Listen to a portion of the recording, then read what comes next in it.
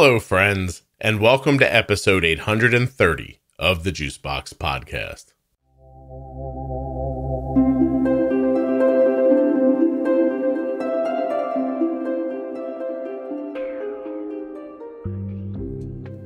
In this episode of Defining Diabetes, Jenny Smith and I are going to define MDI, multiple daily injections.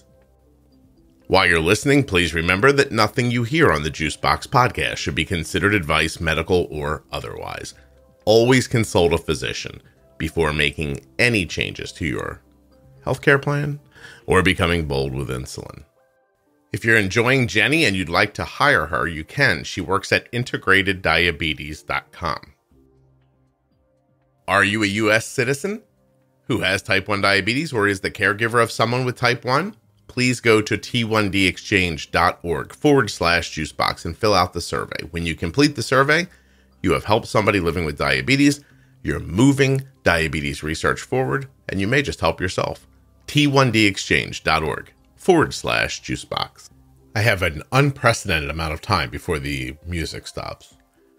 Let me just tell you, thank you for listening to the show, and if you're really enjoying it, leave a beautiful 5-star review and a rating wherever you listen. Great reviews help other people to find the show. So I'm going to say something really crazy here because every time, this is so embarrassing.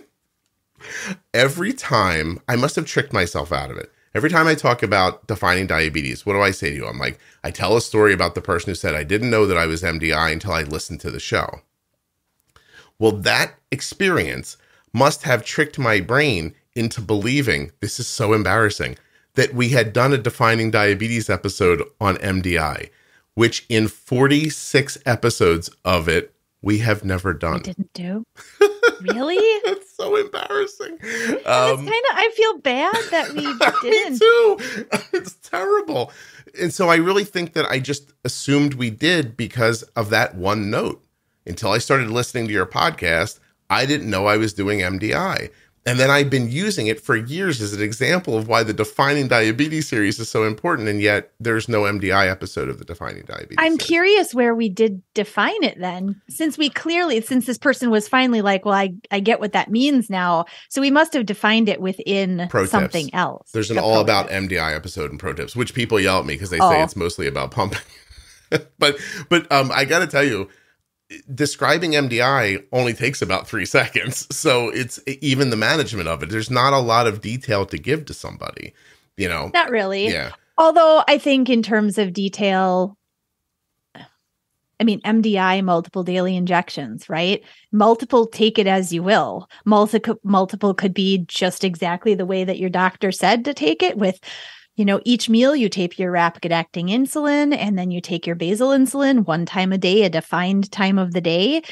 Multiple could really be multiple. It could be that you're really on top of it. You don't want to pump. And so you, I don't want to say micromanage in terms of like a bad connotation to that, but like you micromanage, you dose a little bit and you dose a little more. And that's how you learn to manage things.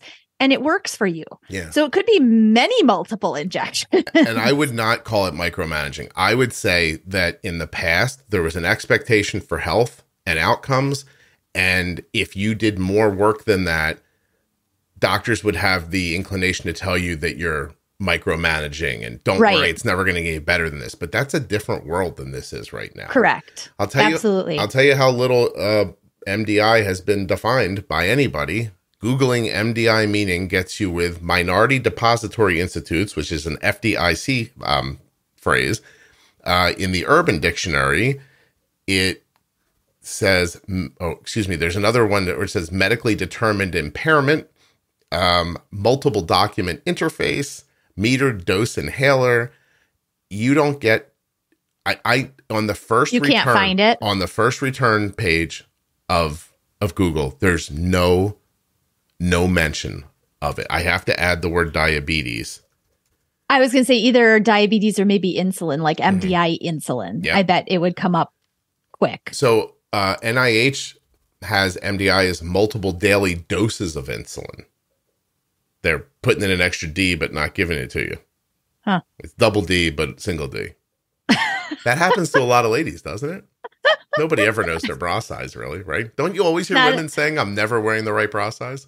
Well, unless you really get like fitted, or if you really look at how you're supposed to actually measure to determine what your cup size truly is, then yeah, I mean, that's the reason that many times when you go in, I mean, just giving a brand to Victoria's Secret, they will often ask if you've ever been accurately measured for the right size. Jennifer, make this the most popular episode I've ever put up and tell people your bra size right now. No, you're not going to do that. Okay. No. Well, and this is interesting. Still, it's limited. NIH, multiple daily doses of insulin, which is not, it's multiple daily injections is how we're talking about it. Most common method for intensive insulin treatment of type 1 diabetes is also becoming more popular with type 2s. That's from the NIH from 2017. The next return is from Medtronic.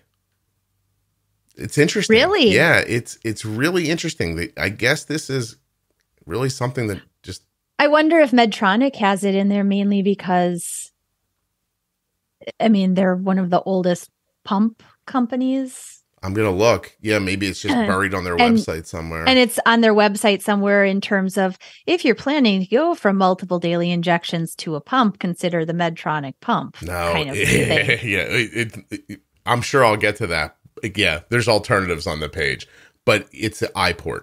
It takes you to a link for. By the way, I just want to say that InPen was a sponsor last year, and I loved them, but Medtronic didn't re-up with me for InPen, so. Yeah. What the heck? Well, that's too bad. Because InPen is a great idea to include in the MDI definition. And I would talk more about it, but somebody, I was ghosted. I wasn't so ghosted. Sorry. I wasn't ghosted. They broke up to my face. They broke up. They said, nope, bye-bye. I'm so sorry about that. I miss Ashley. But anyway, that's just something that only I understand. Okay, so, again, this is them. This is a sales page. They're trying to tell you this is MDI. If you're using it, you might want to try, the iPort. Yeah, the iPort. But I'll tell you, a little bit of scrolling says, hey, there's alternatives to MDI. So is this oh God, Jenny, is this a money thing? Is this we'd rather you be buying a pump than those needles?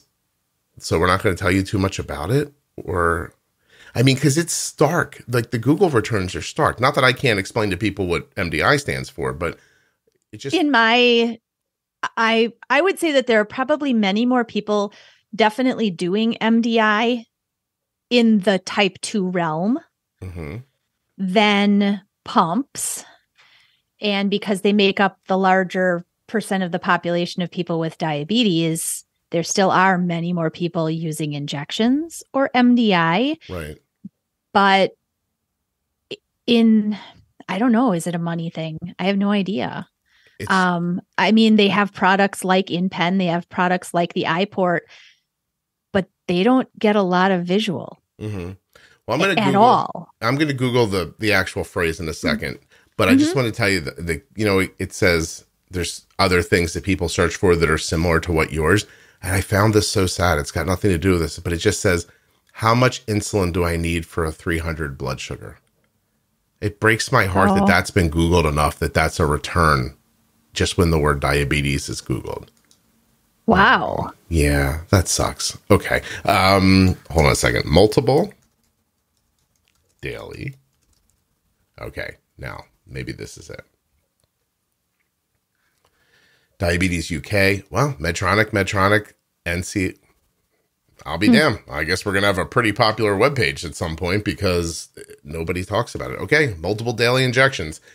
It's like if somebody says, how do you get your insulin? You say, I use an insulin pump. How do you get your insulin? I use needles. I do multiple daily injections. So it's, is it a viable way, Jenny, to live your whole life?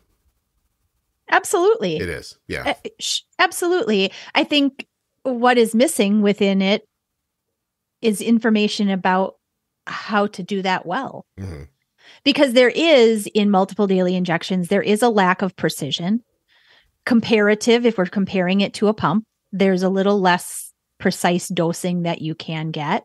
However, can you make it work and have great blood sugars, you can. Yeah. Absolutely. It's viable. In fact, for many people that can learn how to use that strategy well, you could have really lovely, good control long-term, no complications either, just because you're using something that's like old school, right, or so to speak. Yeah, I genuinely believe the same. And I've said in the past over and over again that if you're willing to inject a little more, you can do any of the things that we talk about in the podcast with MDI. Absolutely. Yeah. I also think, if I'm being honest, adding a CGM to MDI would really up your game, you know? Absolutely. I think most people, if asked, and I'm just assuming here, but it's my consideration, if somebody was going to take something technology away from me,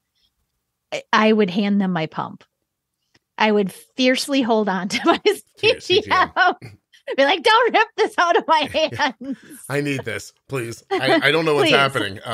Well, I think that if you think about the past, and if I even consider how I was taught to take care of Arden's diabetes, which is test her blood sugar when she wakes up, give her a correction if she needs it, test her blood sugar before she eats, use this formula, and don't test her again for 3 hours. And, I remember back to thinking, like, even if like she was like 150 3 hours later, like, I did it, but, right. But once I got a CGM, I was like, oh my God, she went to 300 and then came back to 150. And, yay for the 150, yeah. But ooh, look at that. So I just want to finish by saying that I think you can manage incredibly well with MDI, but not if you're going to use old school theories and ignore what's happening in between your insulin doses. Correct. Because then, when it's over and you go, oh, I have a 7A1C, that's not bad. But if your blood sugar was 300 for hours in between every one of your meals, then, I know we don't like to use words like this, but that is bad. So, you need to. Right. And it's bad, I think, also from a standpoint then for that person to think I'm averaging this number, which is a quality number compared to maybe where somebody was before. Mm-hmm. But once they have the information and they see that they're at this number that they've been told is an improvement, but they have this variability that we don't want in the picture, despite an average looking like it's good. I think that information is important to have, and you can only get it with a CGM. Yeah, I agree. All right. I'm also going to wonder for the rest of the day what the people at Medtronic, who are handling their search engine optimization, understands about MDI that I don't understand, because it seems very important to them that when you Google MDI, you end up on their website. Interesting. I'm going to think about that for a while, Jenny. Thank you very much for doing this. I appreciate it.